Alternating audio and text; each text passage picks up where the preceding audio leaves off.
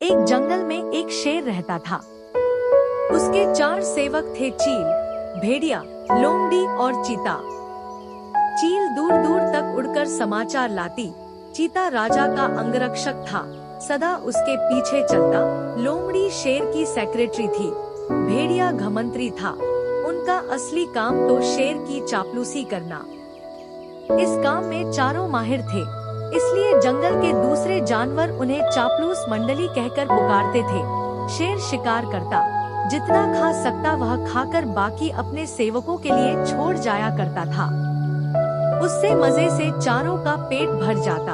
एक दिन चील ने आकर चापलूस मंडली को सूचना दी, भाइयों, सड़क के किनारे एक ऊंट बैठा है।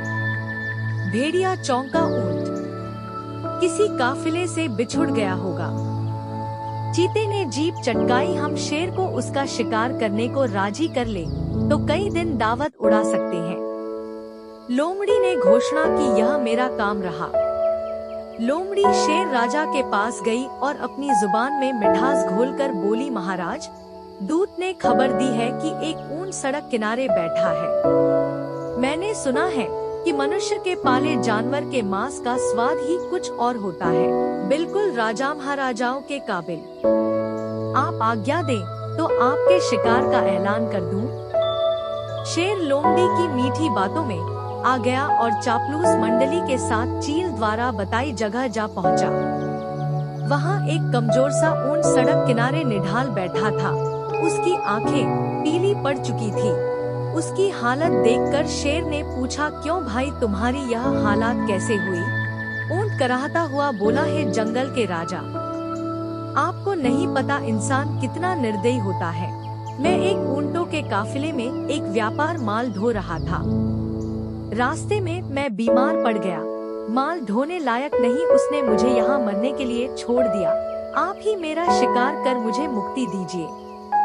ऊंट की कहानी सुनकर शेर को दुख हुआ। अचानक उसके दिल में राजाओं जैसी उदारता दिखाने की जोरदार इच्छा हुई। शेर ने कहा, ऊंट, तुम्हें कोई जंगली जानवर नहीं मारेगा।